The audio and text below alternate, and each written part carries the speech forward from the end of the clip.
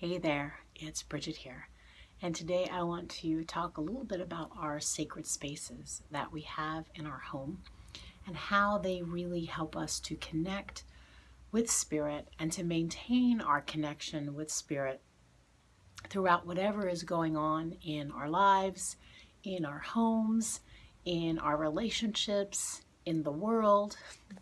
Having a space in our homes that we consider to be sacred, that includes our representation of one of our connections with our guides, our allies, or our helpers, will help to keep us grounded and connected.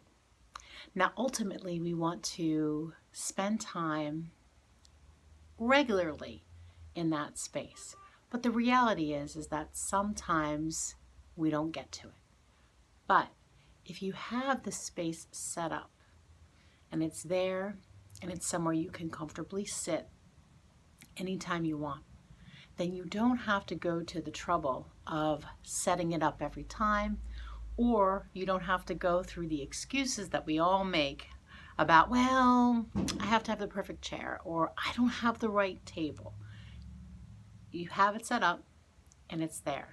You can tweak it, you can get fancy later, you can decorate it more, but having a space, a simple space that you can go to that's always set up is really key in making time and space for honoring your spirit helpers and your allies.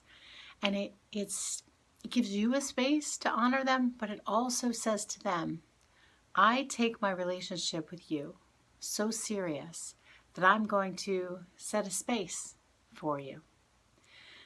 I like to keep things practical, and I like to look at connecting with spirit in relationship to how I look at the rest of my life. And so if I want to have someone over for dinner, I set the table and I include an extra space for them so that when they show up, I'm ready for them. They know I've been waiting for them. Connecting with spirit and having a sacred space dedicated for spirit is the same thing. If you have a space that's dedicated for spirit, spirit knows and will reveal itself more easily. So, for this month, what I would like you to do is set up a space, something simple. And when I say simple, I really mean simple. You can have a small end table or table in that you use. If you don't have a table, don't sweat it. Use a shoebox or a Tupperware or Tuppermade, Rubbermaid container turned upside down so the flat side's up, covered with a scarf or a piece of fabric. It can be that simple.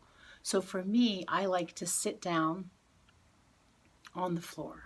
I have a back jack, which is sort of a yoga floor seat that I sit on. And so my sacred space, my altar is on the floor, and it's on a very short table. But at times, it's been on a box that's turned upside down. No one can tell the difference, not even you. So set something up, small and simple. Cover it with something, a tablecloth, a scarf.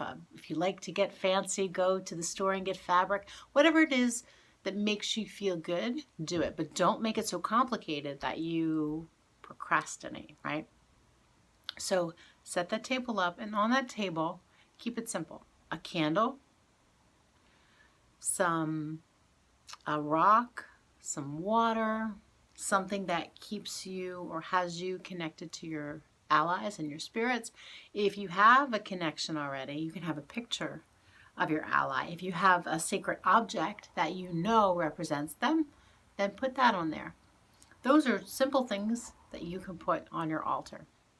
But that's what I'd like you to do. Set something up in the same space so that you don't have to take it down or do anything with it. And once you have that set up, I want you to tend that space. And tending it does not mean that you set it up and, it's done, I'm just going to leave it. Tending it means that you set it up and you spend a little time with it. You tweak it a little bit, you sit in that space. We're going to talk as time moves on about what you can do in that space and how to actually be with your allies in that space, but tend that space. Kind of like your kitchen. You don't only go in your kitchen when you want to eat dinner. You go in your kitchen throughout the day, you stock your cabinets, you put the table in a different spot every once in a while. Setting up your sacred space or your altar is exactly like that. So that's the work for today, for this month. If you already have a space that's set up, beautiful. Add something to it, spend more time in it, or change something on it. Altars and sacred spaces are living, breathing, energetic sources. And so when we tend them, they're more alive. Okay, I hope that you have a beautiful day. Expect your meditation either under this email or in a separate email. And I will see you in about 2 weeks for our live session. Bye for now.